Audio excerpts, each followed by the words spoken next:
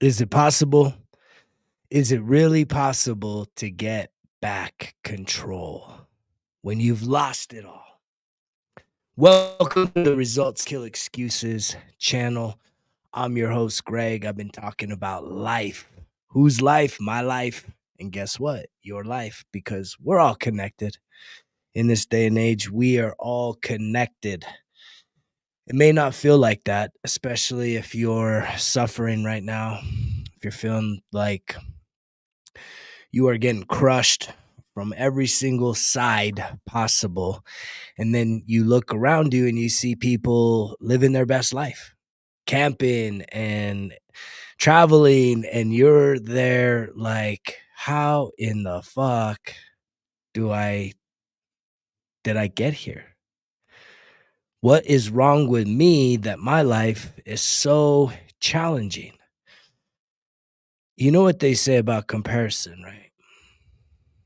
Yes. It is the thief of joy. And when you are between a rock and a hard place, right? Spiritually, mentally, emotionally, and physically, when you are at like a bottom, the last thing you want to be doing is comparing your situation to anyone else's. And I'll preface that. I've been talking a lot about the Results Kill Excuses app, and in there's 25 lessons that are incredibly valuable in terms of self-discovery. And in one of the lessons, you do some research about people overcoming really difficult circumstances. Because, see, here's the thing. When you're going through it, you think you are all alone, that you're the only person on this planet that's going through this situation. And the truth is, that's not the truth. The truth is that everybody has been through something, is going through something, or will go through something. It's just a way of life. And I know that doesn't give you any relief.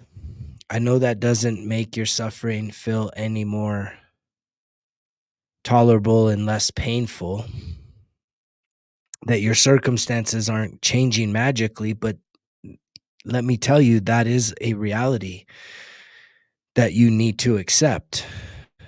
When I hit my rock bottom, and I've been through many, right? When I hit the rock bottom in 2012, which was a death spiral of, just alcoholism to the max, right? I found myself arrested, criminal charges, divorce papers, restraining orders. I mean, I had to hire a whole legal team, and I had to liquidate just about everything that I had to my name in order to pay for that. But I can also tell you that there was a time in 2008, 2009 that the economy had fallen off the cliff. And at the time, I had a pretty damn successful promotional products company in Southern California. I had a large real estate investment portfolio, and I was living this dream life. And yet, not even to any fault of my own, everything collapsed. Everything collapsed to where I couldn't even sell my business. I had to liquidate piece by piece every part of it and close shop, and then had to have multiple properties foreclosed on, having garage sales for like 5 months, and then pack up my family, young at that. I had a 2-year-old and a 3-month-old. My son, he's now 15. He was like the watermark of this upheaval in life. And that was like, man, that was so daunting to think about rebuilding life. And I'll be honest with you, I mean, there's a part of me that I'm still doing that, as I just saw 444 on the timer. I'm still in the process of recovering. And that's a long time. That's 15 years. And throughout that 15-year time frame, right, I went back to school. I got sober. I went back to school. I finished not one, not two, but three college degrees. And think what you want about higher education. It I know that in this day and age, that the more well-rounded you are, the more competitive you are, especially because everything is so digital that we're not just competing against people in our neck of the woods. It's a global job market right now. And there's obviously a threat of AI taking out a lot of sectors, and that's only going to make finding suitable work that much harder to be able to pay the bills and survive. I mean, it's kind of dire, man, when you look around at society. And yet, one of the things that I did early on when we started doing the garage sales, I said, we ain't got time to be watching no TV. Let's kill that hundred and something dollar a month bill. And if I'm honest with you, that was 15 years ago. We never turned it back on. I've never turned it back on. I think maybe once or twice, but only, I don't have TV now. I have zero televisions. I do have one television at one of my properties, but it's like I play, I don't even watch. It's like I play YouTube, you know, meditative frequency type music for healing stuff, just atmospheric, frequency tracks. But I don't watch shows. I don't got time for that.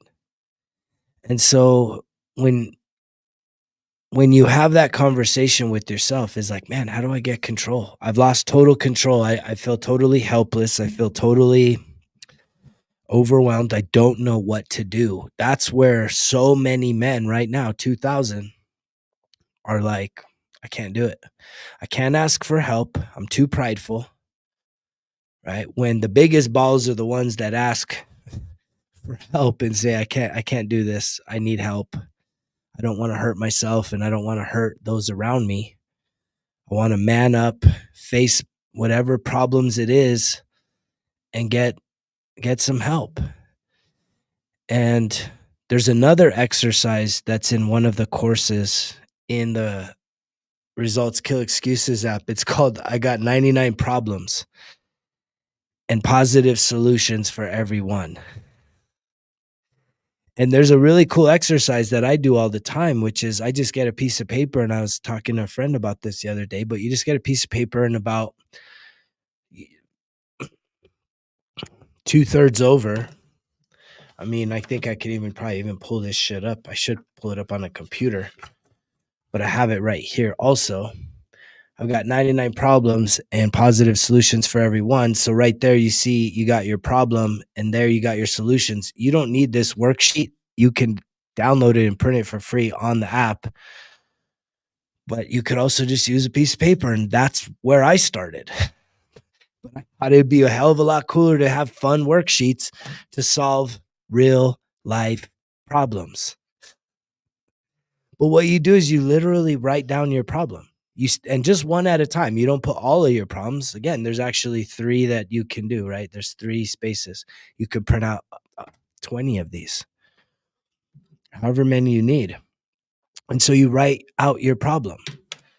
And then without overthinking shit, which we love to do. Yes, you love to overthink stuff.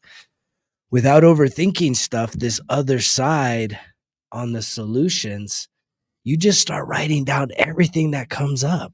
Like if you have a financial problem, and I've been behind on my mortgage, I've been behind on car payments, I've feared losing everything and in ways I did.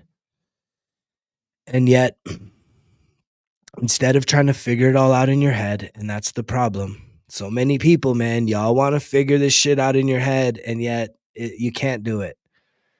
You write it down. It tells your brain, whoa, this is important. Let's actually ramp up our brain cells and our capacity to really focus in and sort through this.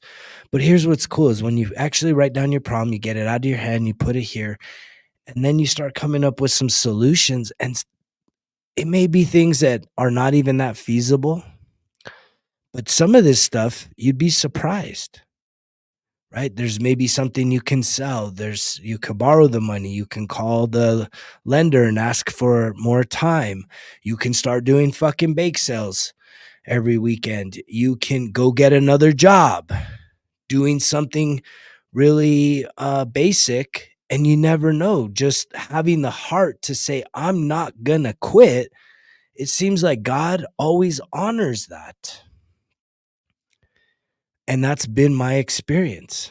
There was one time when I hit the rock bottom. I was working in the beer industry and I had like a spontaneous sober moment. I'm like, I'm done. And so I just wasn't performing the same because my heart wasn't in it into selling beer. It was a conflict. I'm not somebody that can do that. So there's a lot of people that they can say, hey, I'm this religion or this belief or have these values, and I'm going to check that stuff because I got to make the check and I got to pay the bills and blah, blah, blah. I'm just different. I'm not going to do stuff that doesn't align with me. And so I really had this feeling about knowing how alcohol was trying to destroy my life. And in many ways it had. I had seen it destroy my family's life on multiple generations growing up. And so I'm sitting there I got called into a meeting and I had some of the customers were starting to complain about me. And, it's just funny how all this stuff works out. And so I get called into this meeting with all the big wigs and HR, and it's so weird that literally it's like 1 minute they're telling me, hey, you've done this stuff. No one's happy with you. Like, we don't want to fire you. And the next minute, it's like they're telling me, tell us what you want to do here because like they wanted me to stay. I meant that much to them. And I said, well, I don't want to stay. I've already detailed out the company truck. Here's the gas card. Here's the keys. Like, thank you so much. Right. I don't even need a ride home. I'll walk. No, wait, you need some time to think about it, reconsider, like, tell us what you want. We'll give you any job. I was like, no, man, I'm done. Like, it's over. And so following that was a bold move, but it took me taking extreme action to really turn my life around. I mean, I was on a death spiral and I needed to prove to people around me that, man, I was serious, that I was not going to continue down that path. So getting sober was the number one thing. And then quitting and leaving that job was two, but yet that creates a lot of instability because you're like, well, fuck, how are you going to take care of your kids, your family? Even though it was in shambles, like, what are you going to do now? You're worthless. Now you're sober, but you don't got a job. What are you going to be, a fucking bum? I mean, I heard it all. And it was so crazy that I would get calls from people and I just had a spirit of do whatever it takes. Like I'd get calls from people and they'd be like, hey, do you want to work today? I wouldn't even ask where, when, no qualifiers, right? This is taking control of your life because it's big faith. It takes big balls to take leaps of faith, to let go of things that no longer serve you and align with who you're being, but it's not your truth. And it's like people would call me and it wasn't anything weird. It was just like doing hard, laborious work, roofing, picking up trash, weeds.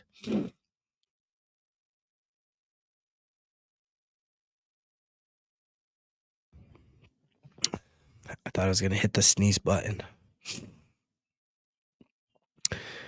Garbage, hauling. And I just had a spirit. Yeah, man. Yeah, I'm available. I ain't doing shit else. I'll go fucking work for you. I'll help you move. I'll help you do this. I'll help you do whatever. And in that season, I remember I went to go interview for a job, and it was literally me working for my previous self, which I can't even tell you how humiliating that is. It was like humble pie times too much, where I was literally working for a business that was what I used to do. And so the person before they hired me, they wanted me to demonstrate for them that I could do the work, which was like a screen printing thing. And I used to run promotional products company and I had multiple screen presses. And, that's the grunt work of the business. And yet I just had this heart that I saw the opportunity. It was skill. It was a skill that I knew how to do. And yet my ego, my pride, my arrogance easily was telling me, you're too good for that. But my heart was saying, you're not too good for that. Just go do it. You never know when a door opens up. It may happen in one of the most unlikely places. And that's what has happened to me. I have an incredible story of turning my life around. And the way that I was able to take control of my life was to let go of being such a controlling, overthinker, confrontational, right? Just everything has to be the way that I want it, or else. I just submitted, man. I said, I'm done. Like, I'm done fighting. I'm going to surrender and see where this goes. But I'll tell you this story as I show up to show the guy I know what to do. And I did the little demonstration and he was like, all right, man, can you start whenever? I think it was like Monday. That was like on a Friday. I said, yeah, I'll be here. And so I I show up and the guy's like, awesome, glad you're here. He points over to the little clock in uh time deal, right? Where you like it's the little time cards. And so he says, just write your name on your time card and go ahead and punch in. I said, all right, cool. And so he walked away and I wrote my name on the thing and I put it in the machine and it goes, bzz, bzz. And I look and I'm like, wait, there's nothing there. What the heck? I'm like, am I doing this wrong? And I do it again. Bzz, bzz. What the heck, man? And I do it again. The guy's like kind of like keeping an eye on me. He's like, are you okay, man? Like, let's go. Like, he was kind of a bossy dude. And I said, yeah. And I looked at the other people that were there and they had the time. It had stamped theirs. And so the guy says, do you need help or something? I was like, I don't know, man. Like, this isn't letting me clock in. I've tried it 3 times. Like, it's not magic. You just insert it, right? And he's like, yeah, let me see it. And he gets like kind of rips it out of my hand and he puts it in there and it does it with his hand. And in that moment, I just had this like voice that says, mission complete. And literally, I look over at the guy and I said, hey, this is going to look bad and sound terrible to you, but I have to tell you that I can't work here. And he's like, what do you mean, man? Why are you wasting my time? I'm like, dude, I'm so sorry. But I just have this feeling that I'm not supposed to be here right now. And he got all like frustrated. He said, whatever, man, like get out of here then. And so I just walked. And literally as I'm walking out, I get a phone call from another person. They say, hey, do you want to work today? I was like, heck yeah. I just got to tell you this story.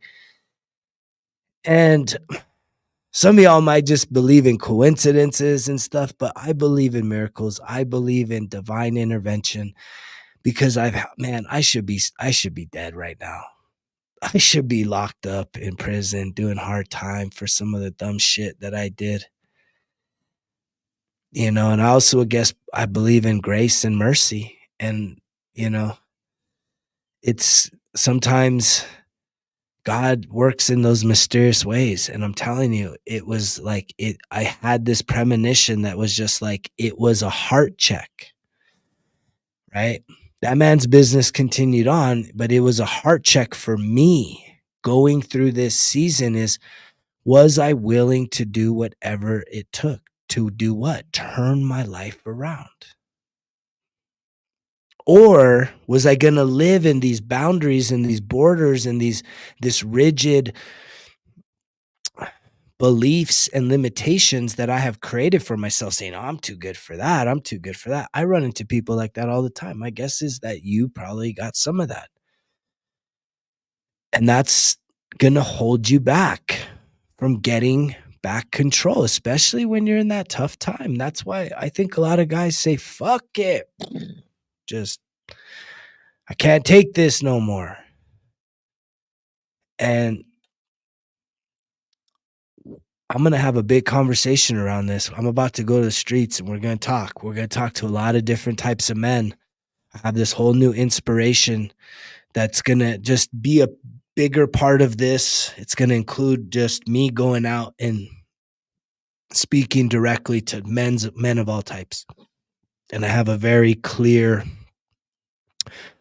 several question questionnaire, and I really think that it's going to get a lot of attention towards the issue of suicide and men's health, because as men we just suffer in silence. We self-medicate, we suffer in silence, we have to keep the frame, we can't show our weaknesses, we can't let anybody know that we're fucking hurting and that we're about to kill ourselves. We just shut down.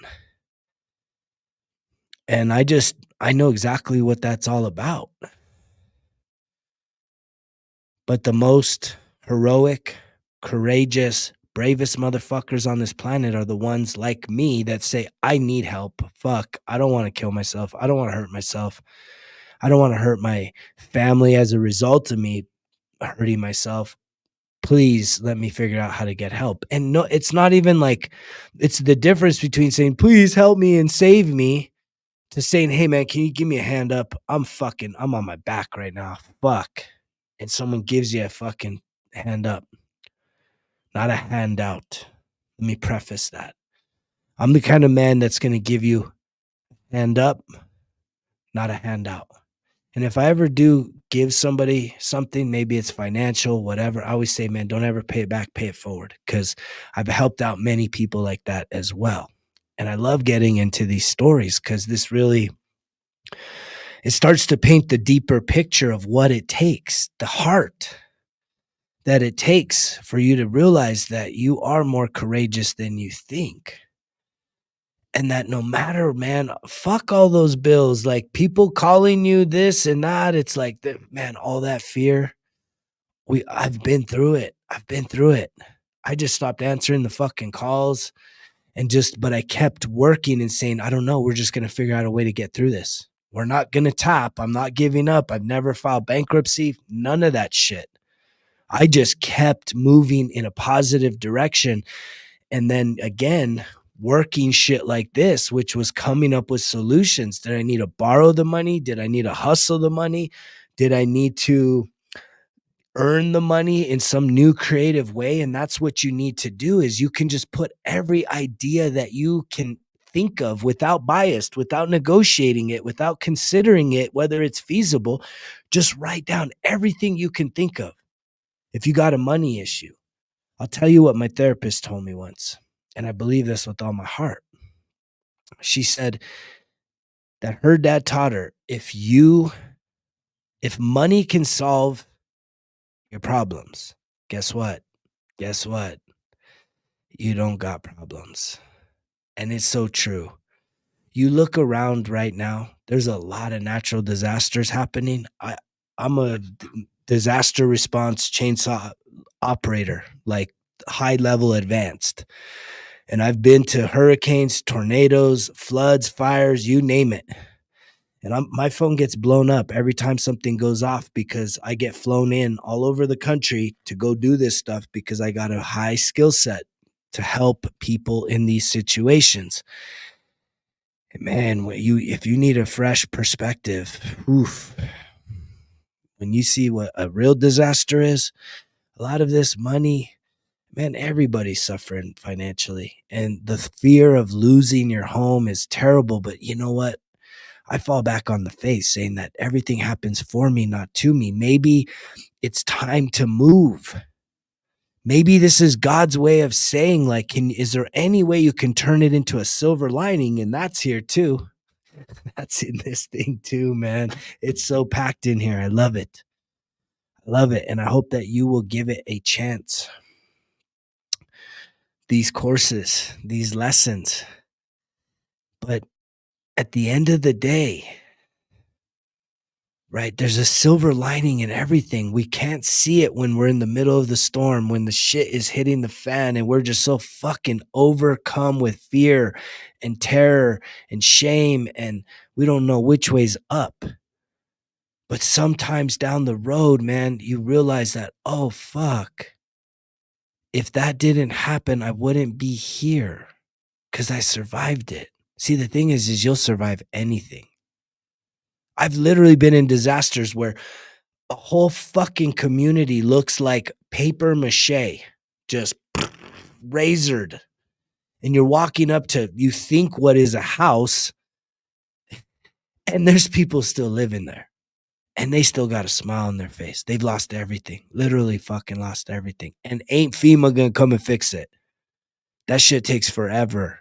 You talking about insurance claim to get your shit fixed. If you don't have the money, the people that have the money, they're already rebuilding next day. New roofs, new walls, new whatever, construction.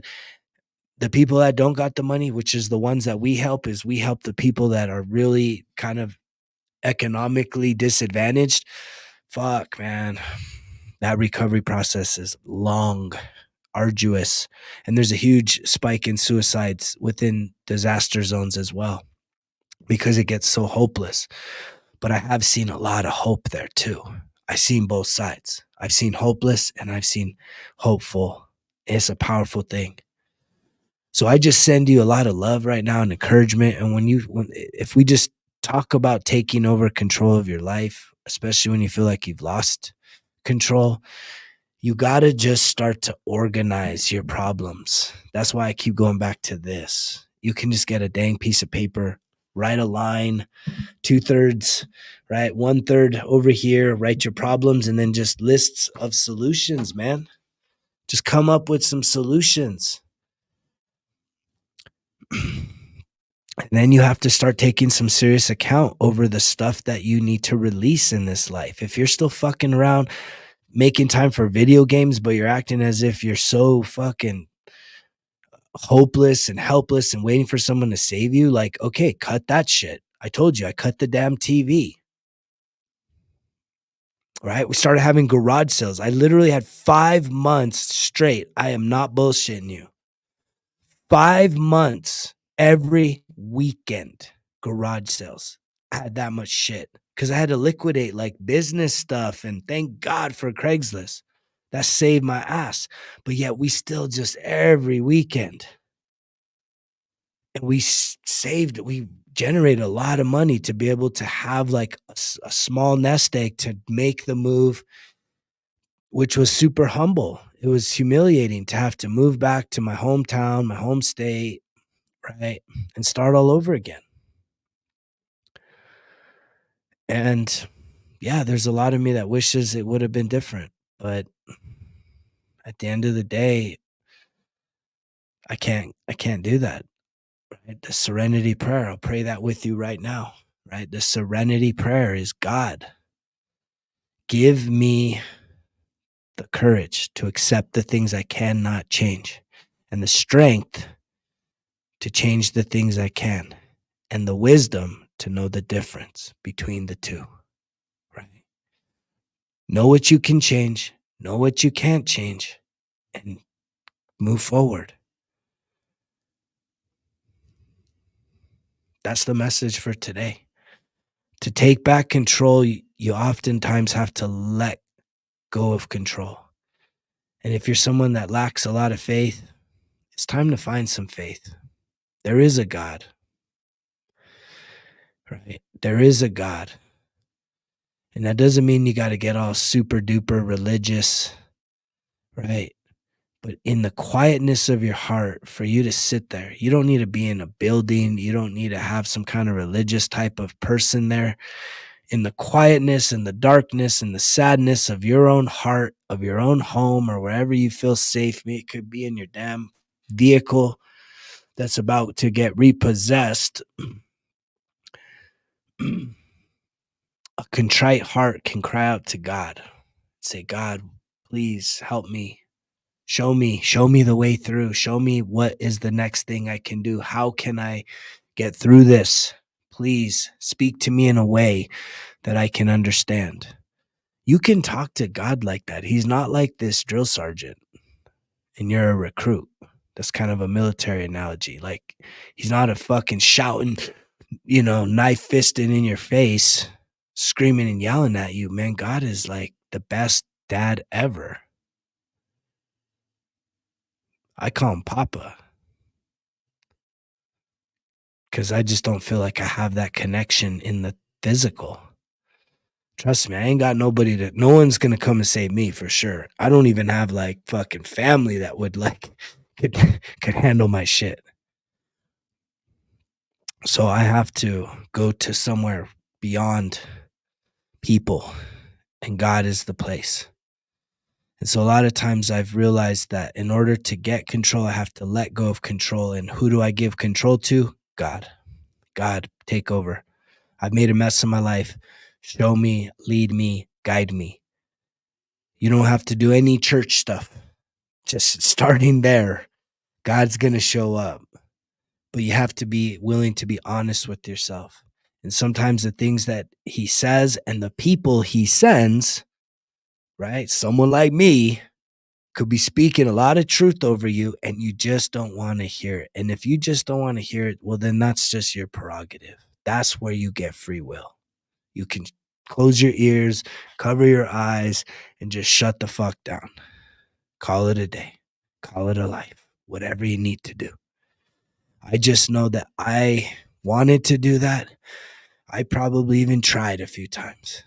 But something, and it was God, got me through, guided me, showed me a little path forward, gave me just a little bit of hope. I said, God, show me your love. I'm saying that every day.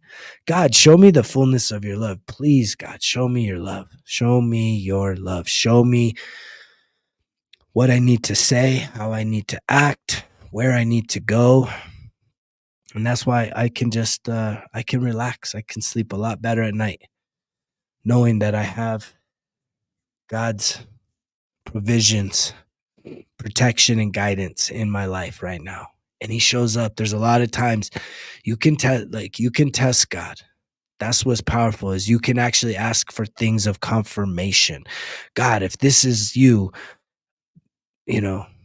reveal something to me in a dream, or I want to see something like this. And don't put a time frame on it, but just sit back and wait. And if it's like confirmation, it'll pop up. But that's enough of that. I just want to encourage you, and I just want to thank you for showing up here. If you haven't yet, please subscribe. Share this message if it's resonating with you. That's how we get the message out. Comment down below to be heard, to be seen, to be known, so that way we can start to build this community of like-minded people that are truly willing, right, to release the vices, heal their emotional wounds, and truly start embracing the divine birthright, the calling in your life. The time is here. The time is now. It's right now. I know my time is now. And if you're hearing this message, your time is now. Do not give up. Get up, dust yourself off, and start figuring it out. Ask for help. There are so many resources available to you, and they may not all be good resources. So don't put an expectation if one thing doesn't work that nothing's going to work. Just keep knocking. But know that there is a lot more than you can do. And sometimes it is good to do a search, Google search. Hey, type your kind of situation, someone that was able to overcome this type of situation. And you're going to find stories. There's incredible stories of resilience and overcoming all over the place. And we have we have technology that can really enhance our connection to each other because people are able to capture these stories like never before and then share them with the whole world. And just hearing if one person can do it, guess what? You can do it. And hopefully, listening to my story, you're like, shit, this guy did it. Guess what? You can do it. You can do it. If I did it, you can do it. Just don't give up because you know the drill. Results kill excuses. It's all on me. Greg's out.